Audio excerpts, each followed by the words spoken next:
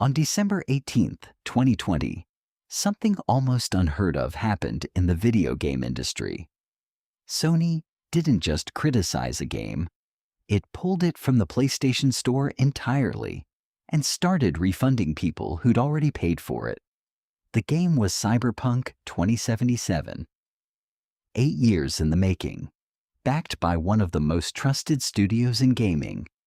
And within 72 hours of launch, it had become a symbol of everything that can go wrong when ambition outruns reality. This isn't just a story about bugs. It's a story about the people who dreamed too big, the people who paid the price for it, and the people who spent years afterward trying to fix it. Let's rewind to where this all started.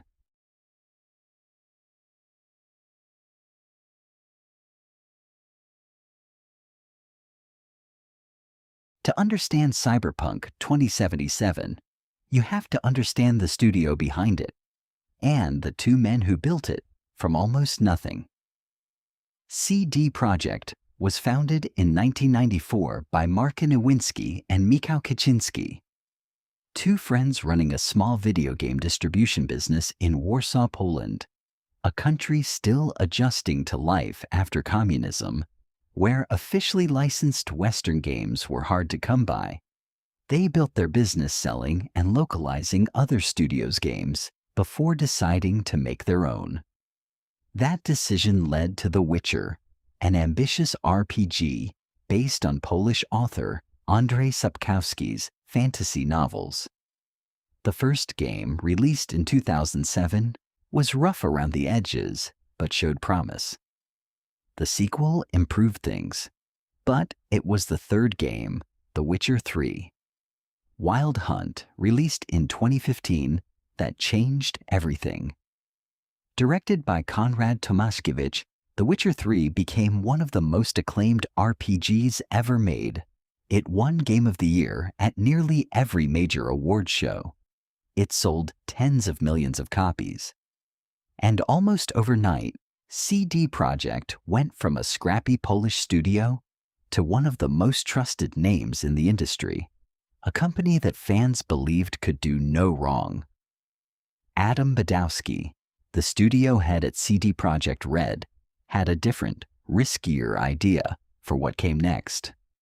Rather than immediately following up with another fantasy RPG, the studio pivoted hard into a completely new universe, a licensed adaptation of the 1988 tabletop game Cyberpunk 2020, reimagined as a sprawling open-world game set in Night City. The first teaser dropped in 2013, showing only a moody cybernetic tattoo shop. It was enough to generate years of anticipation before anyone had seen actual gameplay. Then came E3 2018. CD Projekt showed off a 48-minute gameplay demo.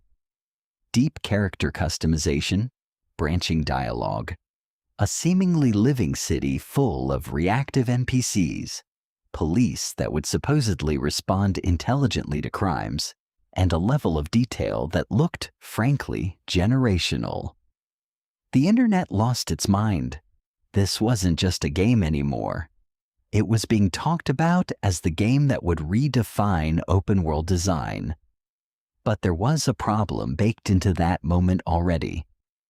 The demo wasn't representative of what the final shipped game, especially on older consoles, would actually be able to deliver. And CD Projekt's leadership had made a business decision that would come back to haunt them, promising the game not just for high-end PC and next-gen consoles, but for the aging PlayStation 4 and Xbox One as well, hardware that was already 5 years old by the time of release. That promise, driven partly by CD Projekt SA's board and investors wanting the largest possible addressable market, set the stage for disaster.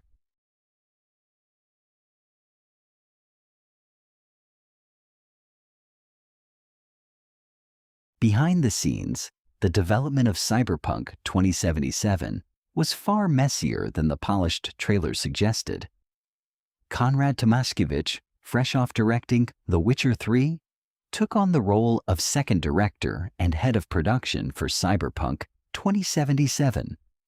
Multiple reports, most notably an in-depth investigation by Bloomberg journalist Jason Schreier, described a project that struggled for years to find its direction. Core systems were reportedly built, scrapped, and rebuilt multiple times. The studio's RE Engine, which had worked well for The Witcher 3's semi-open zones, was being pushed into fully open-world, first-person, dense city territory it wasn't originally designed for. According to those reports, for much of the project's life, meaningful full-time development didn't even begin until around 2016, years after the initial teaser, with much of the earlier period spent on pre-production and prototyping. That left a punishing amount of work to be done in a compressed window. Adam Badowski, who took over more direct creative control of the project, was described in reporting as clashing with parts of the team over the game's direction, including a significant restructuring of the narrative and mission design partway through development, which meant redoing work that had already been built. Meanwhile, the marketing engine kept running. Promises about deep police AI, fully simulated NPC routines, and living city systems continued to circulate publicly, even as, according to development accounts, many of those systems remained unfinished or simplified internally. And then there was crunch. Multiple developers, speaking anonymously to journalists, described mandatory overtime, 6-day work weeks stretching for months in the final stretch before launch, despite CD Projekt's own public statements in earlier years, claiming the studio didn't believe in crunch culture.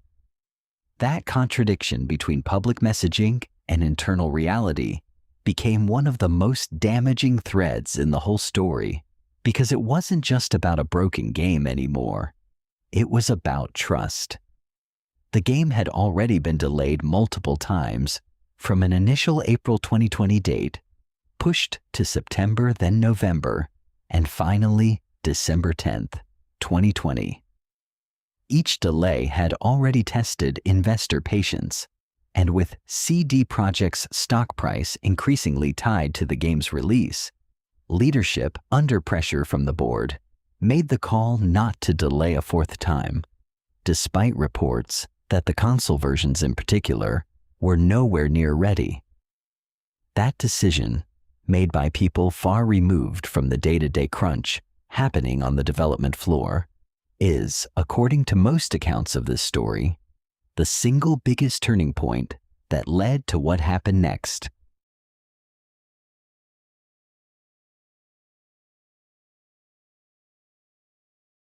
When Cyberpunk 2077 launched on December 10, 2020, PC players got a game that, while buggy, was largely playable. Console players on PS4 and Xbox One got something else entirely.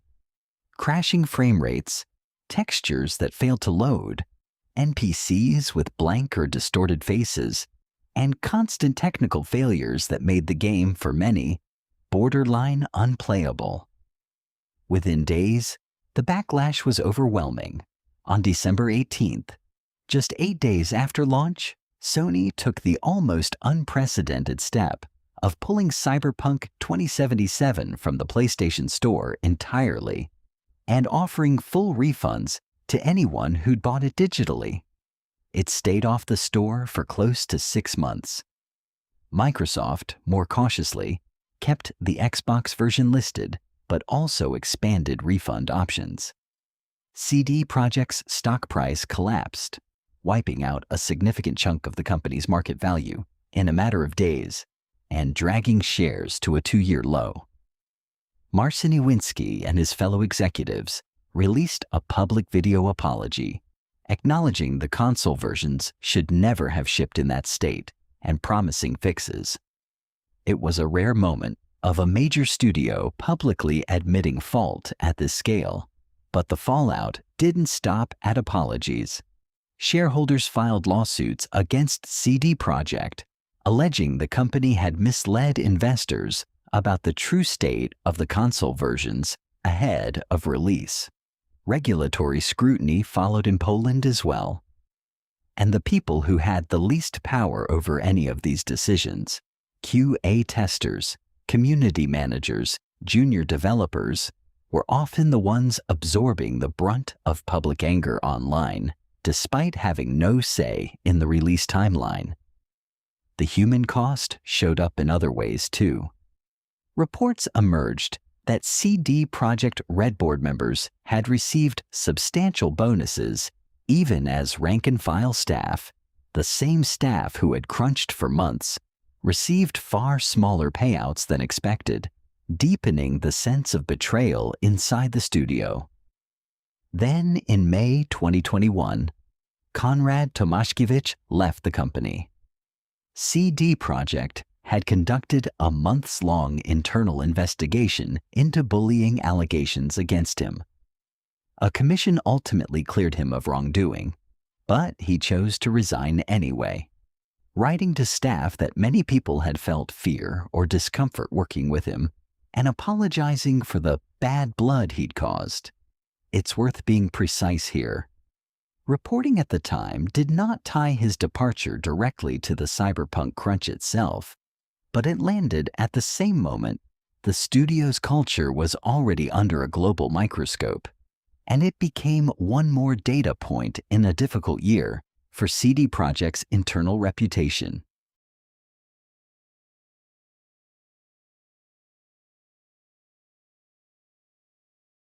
So how does a studio come back from something like this? Slowly, and through an unusual mix of internal grinding and external luck. Adam Badowski took fuller creative and organizational control in the aftermath, and CD Projekt shifted its public strategy entirely. No more flashy announcements, just a long, quiet series of patches. Patch after patch through 2021 chipped away at the worst bugs. It wasn't glamorous work, and for a long stretch, most of the internet had already moved on, assuming the game was simply a lost cause. Then came patch 1.5 in early 2022, and patch 1.6 later that year, updates that meaningfully overhauled police behavior, fixed major progression bugs, and rebalanced huge parts of the game. But the real turning point came from somewhere completely unexpected. Animation. In September 2022, Cyberpunk Edgerunners premiered, a 10-episode anime produced by the acclaimed Japanese studio Studio Trigger, known for Kill la Kill and Promare. It told a self-contained, emotionally devastating story set in Night City, completely disconnected from the game's technical baggage. It was a massive critical success, introducing an entirely new audience to the world of Cyberpunk who had never touched the buggy 2020 launch. Steam concurrent player numbers for the base game spiked dramatically in the weeks after it aired. Proof that the underlying world and story people had once been excited about was still there, buried under the wreckage.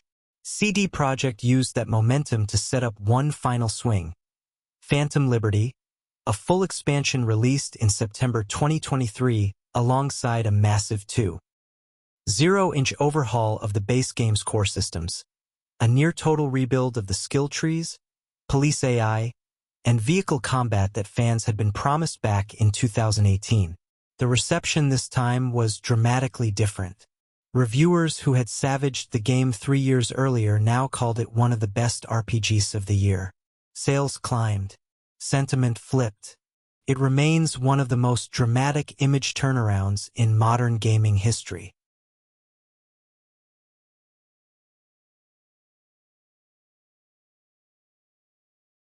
So who's really responsible for the story of Cyberpunk 2077?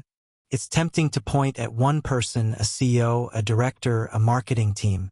But the more accurate answer is that this was a collective failure at every level. Founders who bet the company's future on unproven scope. Executives who wouldn't delay a fourth time. Directors caught managing an impossible timeline. developers who crunched through the consequences of decisions made above their heads. And, unexpectedly, an anime studio on the other side of the world that helped remind people why they cared about this universe in the first place. Cyberpunk 2077 didn't get saved by one turnaround moment. It got saved by years of unglamorous, patient work, and a healthy amount of luck.